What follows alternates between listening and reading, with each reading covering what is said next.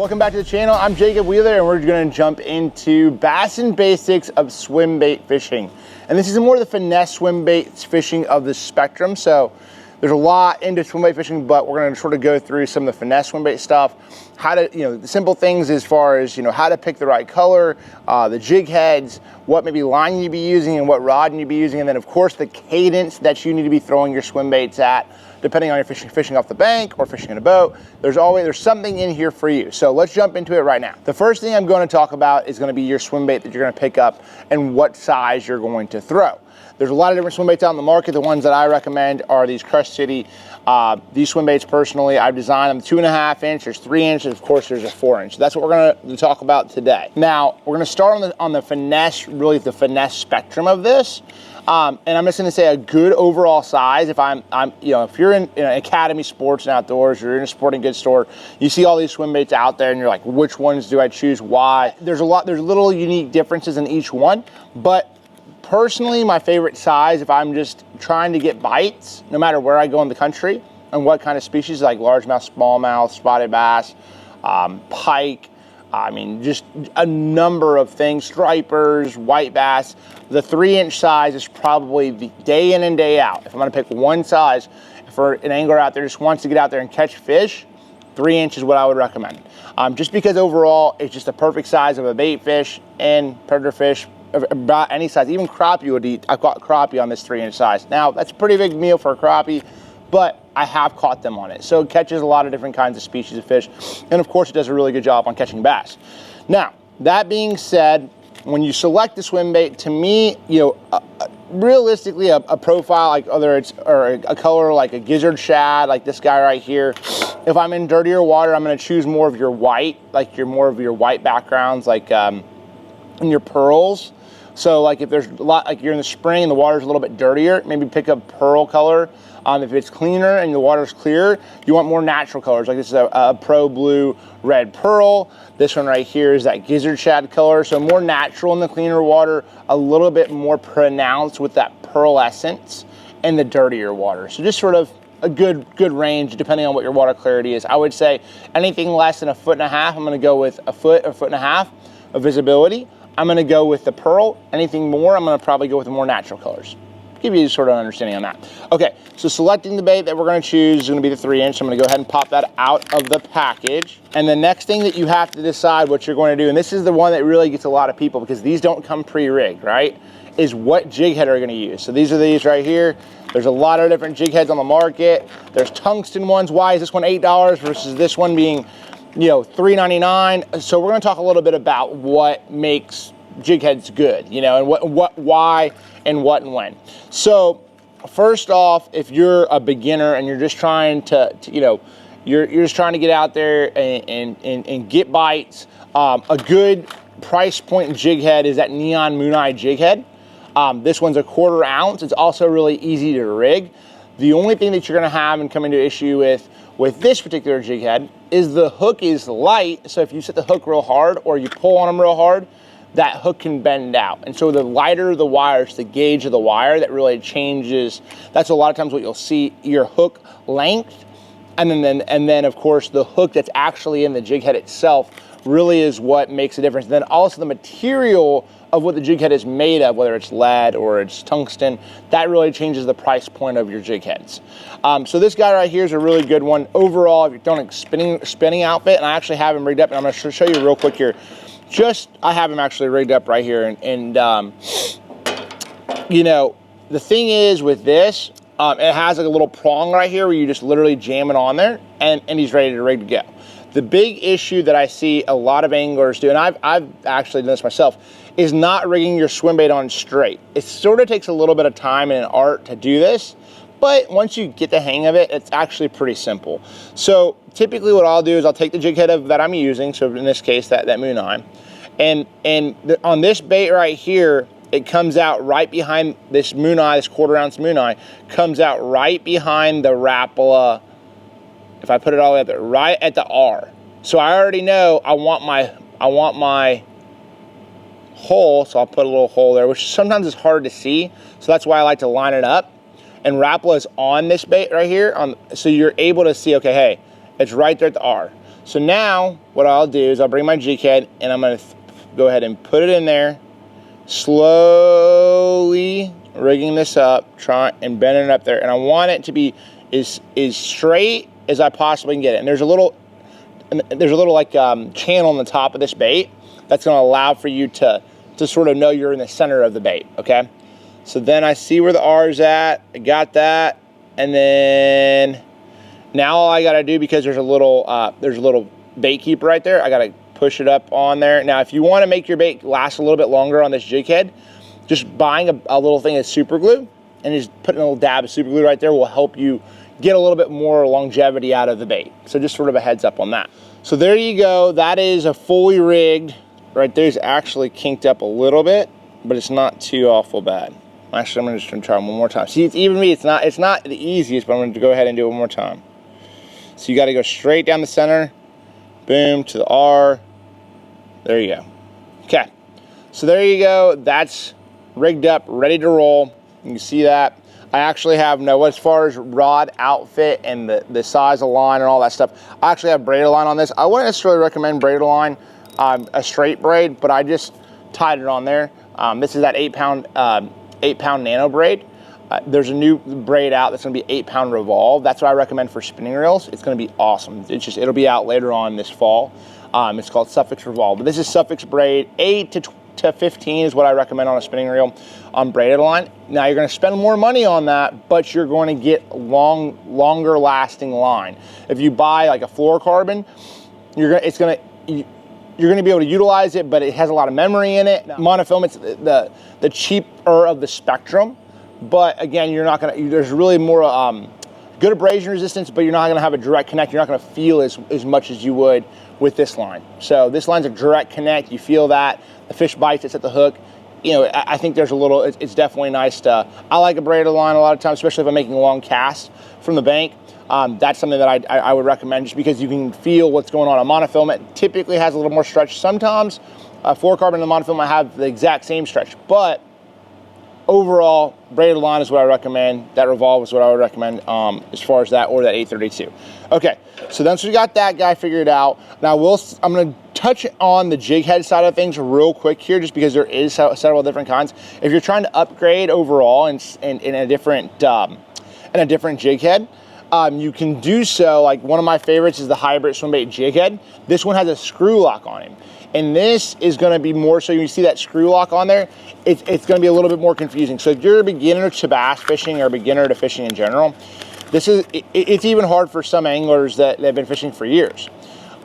Once you get the hang of it, it's not real hard, but there's a screw lock on it, and that allows for it to where basically you do not have to have super glue. So you're gonna get more bang for your buck. And so I'll show you just really quickly here, same sort of scenario. I'm gonna line it up, and this hook has a little bit longer shank to it. So it's gonna come out about right above that little fin right there. There's a little kick up on a fin. I'm gonna go ahead, put him on there. I'm gonna put that hook out there, right there. And now that it's kinked up like that, I'm basically gonna rotate this around the hook. So you rotate it around that hook, just like that. It's 1, 2, 3, 4. So the big advantage of this kind of swim bait and swimbait jig head, if you see the jig heads that have screw locks on them, they don't tear up as bad. You can catch 10, 12, 15 fish off one. Will take you more time to rig, and you'll probably tear up some swim baits in the meantime. You might go through a full pack of swim baits to learn this. But once you do figure this out, your overall, the money you spend on your swim baits and the jig heads that you buy, they're gonna go a long ways. A little bit long, probably twice as much as what a traditional jig head would do, would help you out with. So to me, learning this technique and the screw lock is a very valuable aspect of this, but some people don't like that, some people do. It's just really personal preference. And then last but not least is the tungsten jig heads. These are right here. These are the new VMC tungsten jig heads. And for me, the big thing with tungsten, some states you can't use anything but tungsten. You can't use lead. So you're not gonna be able to use some of these products that I'm talking about. But in other states, they give you the option. But regardless, tungsten, what you're getting is you're getting a more of a natural look, and you're getting a smaller jig head in the head overall. like there's like tungsten's half the size of lead, so, or even smaller. So a lot of times that half the size of lead, it really just makes it like, it's not as obvious to the fish's eye that bait's there. It's more natural if you know, that's sort of the biggest thing. Another thing, last but not least, when you're picking up, this is one thing that you have to pay attention to. When you're picking up the swim baits in the store, and that's to say you pick out a 2.5-inch swim bait, a 2.8-inch Kitech, a 2.5-inch Mare like this guy right here, three, you know, smaller swim baits, you might want to look at getting a 1/0 hook. So when you look at these packages, a lot of times you can look at them, and this one says it doesn't actually say on this one, it's just 1/4 ounce, 7 grams. I'm looking to see if they have the hook size in here. This one does not have the hook size, but you can sort of give an idea. It's about a 2/0 or maybe a 3/0. It's about a 2/0.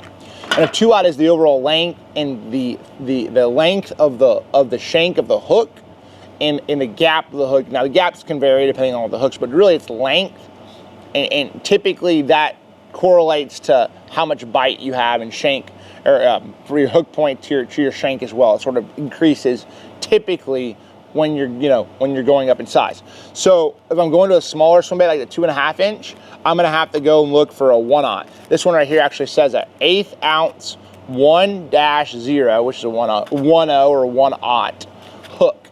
And that is what I would recommend for the smaller swim baits in the spectrum. So make sure if you're going to your local sporting goods store or academy, make sure to understand that, hey, if you're going to the smaller spectrum of this, you want a little bit more finesse stuff, look for that 1/0 in the jig head. That'll help you when you get out there in the water. It's not going to be overpowering your swim bait. You're going to get the best action out of that bait and a better hookup ratio.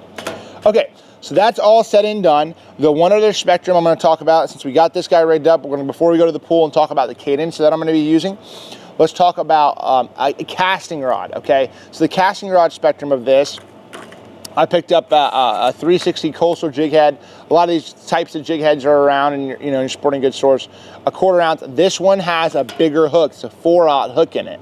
So this 4/0 hook, overall, it's going to be a thicker gauge. So when I'm using a casting rod, typically I will not use a casting rod unless we're talking a little bit bigger swim bait, like this 4-inch right here. When there becomes a little bit more meat to it, a little more plastic to it, that's when I'm going to increase my overall power of my rod.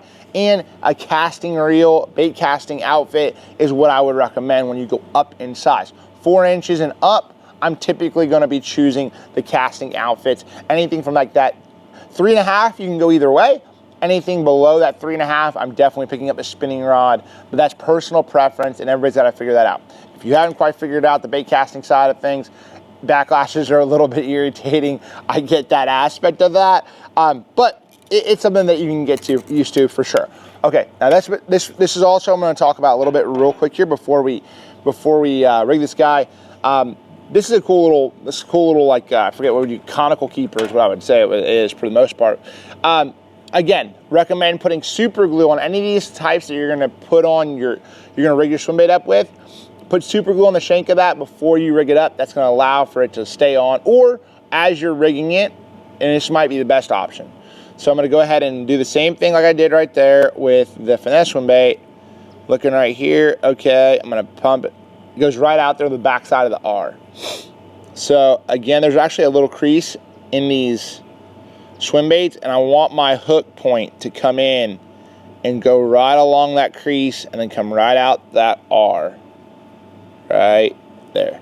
One thing that I would say is if you already have it rigged up like this, rather than putting your super glue on before you rig your swim bait and get it all over your hands, at this point in time right here, when you're almost to the jig head, the actual pushing the swim bait and the jig head collectively together, that's when I would apply my super glue. So that's a good point in time to put a little dab of super glue in there and then just close it up there, and then that will actually lock in place, and then you don't have to worry about that as much. So that is my recommendation as far as rod. 7.0 medium heavy. It's my little boy. He's wanting to come down here and talk bass fishing with y'all. So as far as back to the rod selection, 7.0 medium heavy is a good all-around rod for this application. A lot of different rod manufacturers out there. This one right here is a select series rod. It's a little bit higher end rod, but I do have that in my original series as well. So You don't have to go too crazy with a super expensive rod with this technique, but if I'm gonna look for one, I'm definitely going with that 7.0 medium heavy. Just keeps it simple. And those do change in each manufacturer and each different rod, but for the most part, a 7.0 medium heavy and throughout any manufacturer, any rod brand should work for this technique. So just to give you a heads up on that. All right, so now we got that sort of figured out. You guys got to see a little bit of the jig heads. Let's jump to the water and talk a little bit about cadence and some of the things that I really pay attention to when I'm making a cast and I'm reeling that swim bait to make sure I'm doing it the right way. Okay, so first we're going to start off with a spinning rod outfit, the Finesse swim bait with that 3-inch mare. So the one thing that I'm really going to pay attention to overall is, like, if I'm on the bank and I'm casting parallel to the bank, is just making sure my rod tip's up. If I'm trying to keep this bait shallower, I might go with an 1/8 ounce jig head selection, or if I'm trying to actually, if I'm casting out, or I'm casting deeper in a boat, or I'm fishing off the point, a 1/4 ounce, if I'm in a boat for the most part, a 1/4 ounce jig head is probably the one I'm gonna go with the most. If I'm on the bank and I'm casting parallel and fishing it shallower, an 1/8 ounce is probably the one I would recommend the most. So that's just sort of a heads up on that. There's also two different things. So let's just start off with the first one, fishing it shallow. So fishing it shallow, I'm gonna go ahead and pitch it out there. I mean, the thing is this is in super shallow water, so you gotta pop him up. So you gotta keep your rod tip up so that it basically is not gonna get hung up in the wood and all the grass and stuff. So if I'm fishing this bait in 2 or 3 foot of water, or a foot of water, I'm gonna go ahead and pop him up, and I'm gonna keep my rod tip up to try to, and right there is like 6 inches of water. So it's a little harder with a 1/4 ounce. But on the contrary, if I'm fishing a little bit deeper water, I'm gonna go ahead and I'm gonna pitch this bait out here. I'm gonna first let it sink. So I'll get it out there a little bit. I'm gonna let that bait go sink to the bottom where my line goes completely slack, and then I'm gonna pop him up and then start to work him. It's really, and then if I'm fishing deeper water where I'm like in a boat and I'm casting out there, letting it hit the bottom, and I start to reel it, and I start to reel it a little bit, and like it hits the bottom, then I'm sitting here reeling it, and I feel like the bait like has to, like, lifting a lot, I'll let it drop back to the bottom in the middle of the retrieve. So let me just do this again. Let it go to the bottom right there, boom, pop him up, and start to swim him, and then a lot of times I'll let him drop back to the bottom about halfway back through the cast. That's typically what I'll do, especially when I'm fishing deeper water, because a lot of times you get your bait too far up off the bottom and the bass are sitting, or the fish are sitting towards the bottom in a lot of scenarios. And so you have to have something to, like, those fish quite can't see. You're out of the strike zone, if you will. Now, if the fish are suspended, that's a little bit different. So if I feel like the fish are on bait fish and they're suspended, I'm gonna cast them out there like this right here, and then I'm gonna go ahead and start I'm gonna maybe go count to 2 or 3. Typically on a 1/4 ounce jig head, about every second's about a foot. So if you think you're fishing out there in 10 feet of water, you sort of get an idea of that. Like, and a lot of people will say keeping it middle level of the water column is what they would recommend. And I could see that depending on, like, the depth. If I say I'm like in like 4 feet of water, I might want to keep my bait in 2 feet of water, and that would be true. But if I'm in 20 feet of water, I don't want to keep it in 10 feet. If the fish can't see that. But overall, swim bait fishing is super easy. The one thing that I will say with a spinning rod, I'm going to cast him out there again, let it go to the bottom, and I'm going to start reeling it. Once the fish bites it, it's a tunk tunk. You let the rod load up, and then you pull into him, and then let that drag. You don't have to snap set the hook. A lot of times you see a lot of people, when they bite a swim bait, they really set the hook real hard. You keep reeling it, and as they keep loading up on it, once they load up, you pull into them. I think a lot of times we as anglers, we set the hook a little bit too hard, and it's not, especially when you're talking about a spinning rod with a finesse style hook like this one right here, you don't have to set the hook real hard. So that's sort of all there is right there on this side. We're gonna go ahead and pick up the bait caster, talk a little bit about that 4-inch and what we have here. So the 4-inch, not a whole lot different. This one you're gonna have a little bit more control in fishing shallow water and being able to reel it around. A 1/4 ounce, because so we never really touched on line size. I typically throw 14-pound Swimbaits advanced fluorocarbon. So fluorocarbon line, 14 pounds typically my go-to in this. And realistically, that 1/4 ounce head, I can fish this shallower because there's more drag on the line. And the bait's bigger, so there's more buoyancy. So the bait stays up more, so it's gonna be a little bit more buoyant. Anyway, so that being said, we're gonna go ahead and throw this guy out here. I'm gonna show you a little bit, same sort of scenario as that spinner rod. I'm gonna keep my rod tip up if I wanna keep that bait from going down too deep. So if I'm fishing in shallow water, steering that bait around too, like I'll keep my rod over here, it'll go that way, keep my rod over there, it goes that way. You can steer your swim bait around fishing shallower water. That's cool too. So I'll show you, do one more time. Just sort of, I can steer him here. So if I'm trying to get closer to cover, that's a good way to do that. Same scenario out there offshore. Once I put that bait in the water out there, I'm gonna go ahead, pop him up. This bait has a lot more drag. Just again, it's a little bit more buoyant, but it's actually a little more subtle of a swim bait. Getting a little sun right here. One more time. I'll pop him right there, sort of that nice swimming action. You don't have to swim too fast, swim too slow, get a good cadence. Reel him down through there, and that's it. Same sort of scenario with this swim bait and the casting rod is with the spin rod. If you're fishing deeper water overall, collectively, make sure that it is hitting the bottom and you are going to reel it. I reel about halfway back to my boat or halfway back from the bank.